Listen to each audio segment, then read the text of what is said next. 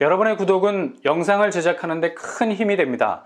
영상을 보시기 전에 구독과 좋아요 꼭 부탁드리겠습니다. 아울러 회원이 되시기를 원하시는 분들은 유튜브 채널 홈피 구독 옆에 있는 가입 버튼을 눌러주시기 바랍니다.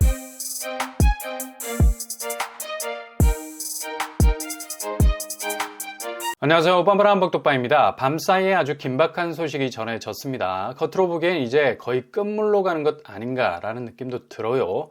그러나 이건 어디까지나 자체적인 판단에 의해서 움직인 횡보가 아니라 완전히 그냥 등 떠밀려서 나온 듯한, 어쩔 수 없이 이런 결정을 내릴 수밖에 없는 느낌이 강하게 드는 건, 앞으로 주변 금융 환경이 바뀌게 되면 다시 드라이브를 걸 수도 있다는 분위기도 물씬 풍기고 있기 때문입니다. 바로 오늘 새벽에 나온 미국 기준금리 인상에 대한 소식인데요. 미국 연준이 당초 예상대로 0.25% 베이비 스텝 금리 인상을 단행했습니다.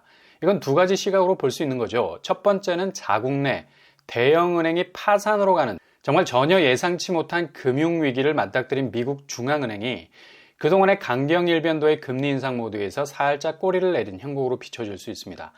지난달만 해도 강력하게 빅스텝 기준 금리 인상으로 다시 유턴할 것을 시사했었는데요.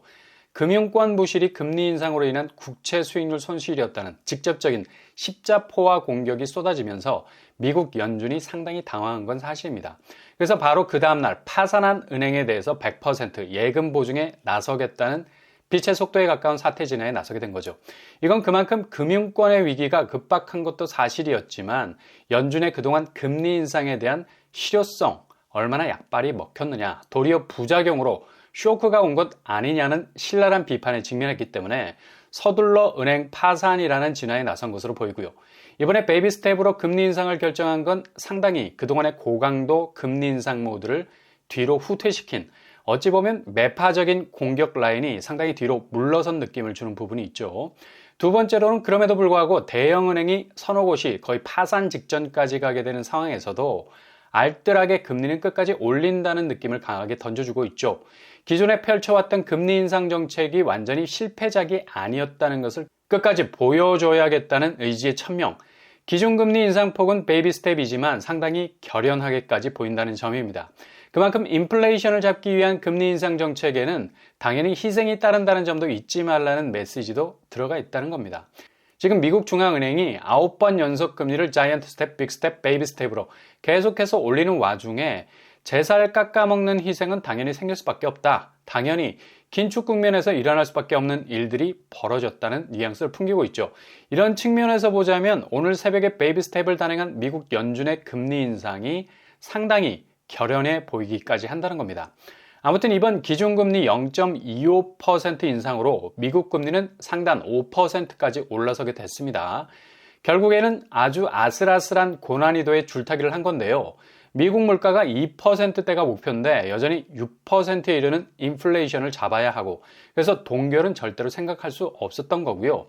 동시에 갑작스레 터진 금융권 파산도 막아야 하는, 이거 연쇄적으로 무너지기 시작하면 그냥 손가락으로 댐을 막고 있는 형국이라 순식간에 폭삭 무너질 수 있는 상당한 위기를 불러올 수 있는 문제이기 때문에 금리를 무작정 올릴 수도 없는 상황이었죠. 그래서 제3의 길을 선택한 것으로 보입니다.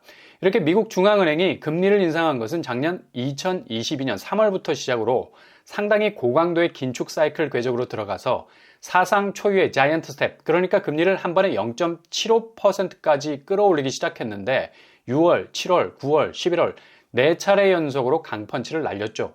지금 생각만 해봐도 아찔한 순간이라고 기억이 됩니다. 이런 식으로 금리를 올리면 다른 나라 중앙은행 다 죽으라는 얘기죠. 아무튼 이런 식의 고강도 긴축으로 인해서 거의 9%에 이르는 미국 물가는 지금 6% 선까지 내려왔습니다.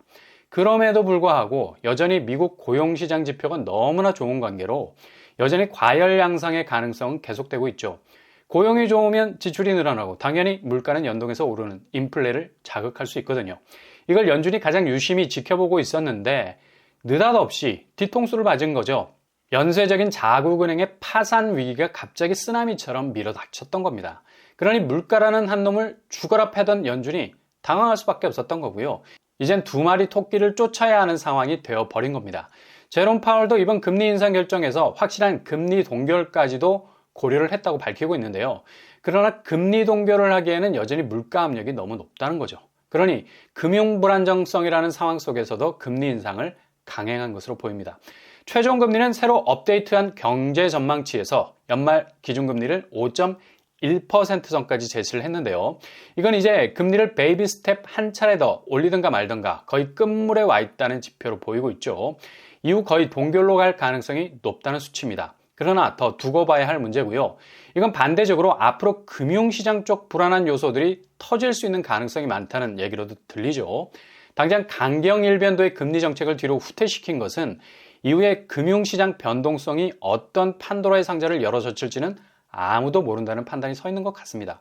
뭔가 싸한 느낌마저 들죠. 이젠 금리 인상에 대해서 고민할 때가 아니라 금융권의 불안 요소가 신용경색으로 이어질 수 있는 여파가 너무도 크기 때문에 이게 단지 미국 내에서의 문제가 아니라 비슷한 경제 시스템을 가진 모든 나라에서 터져나올 문제일 수 있다는 뉘앙스로 해석이 됩니다. 당연히 우리나라도 예외일 수 없고요. 0.25% 베이비 스텝 기준금리 인상으로 한국은행 기준금리 3.5%는 지금 5%에 이르게 된 미국 금리와의 격차가 22년 만에 1.5% 최대 격차로 벌어지게 됐습니다. 이거 굉장히 불안한 요소가 될 수 있죠. 당장 외국인 자금이 이자가 높은 통화 쪽으로 옮겨가는 건 당연한 건데 자본 유출이 걱정이 되는 부분도 분명히 있습니다. 금리 인상 동결을 했던 한국은행이 다음 달 4월 베이비 스텝 수준의 금리 인상을 할 수밖에 없는 상황까지 온 것 같고요. 이게 국내 금융권의 안정성 혹은 경기 지표의 회복과도 맞물려 있는 인상분이라서 상당히 신중하게 진행이 될 것으로 보입니다. 부동산 쪽에도 직격타가 될 수 있기 때문에 가뜩이나 부동산 시장이 여전히 규제 약발의 효과가 서서히 드러나는 시점에서 또 다른 기준금리 인상은 다시 시장을 움츠려들게 할 수 있는 자극이 될 수 있다는 얘기죠. 일단 미국 금리가 베이비 스텝 수준으로 올랐기 때문에 미국 주식시장은 금리가 소폭이라도 올랐다는 소식에 나스닥은 하락을 했고요. 동시에 주요 6개 통화에 대한 달러 가치 수준을 보여주는 달러 인덱스도 하락을 했습니다. 환율도 등락을 반복하다가 하락 국면으로 접어든 걸 볼 수 있죠. 강경 모드의 달러 상승세가 약간은 밑으로 하회하는 모습을 보이고 있습니다.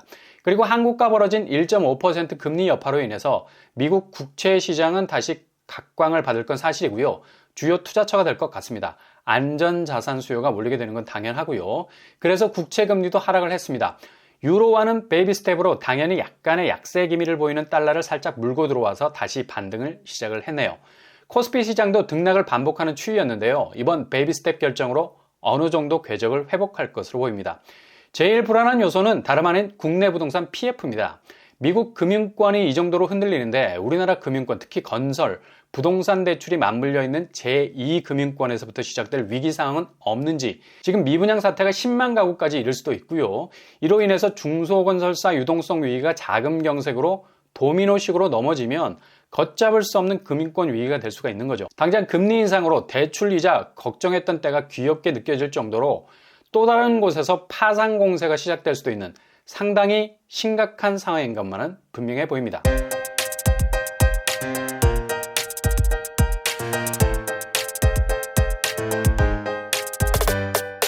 오늘의 부동산 캐리커처 밤사이에 터졌습니다. 이건 22년 만의 위기라 볼 수 있죠. 지금 부동산 상황이 금융권과 맞물릴 가능성이 어느 때보다도 높은 상황에서 보다 날카로운 매인눈으로 부동산 시황을 지켜봐야 할 시기입니다. 너무 서두르지 마시고 한 발 한 발 내 집으로 가는 로드맵을 그려 나가실 수 있길 바랍니다. 오늘 하루도 꽃길만 되실 수 있길 바랍니다. 이상으로 뻔뻔한 복덕방을 마치겠습니다. 구독과 좋아요 부탁드립니다. 감사합니다.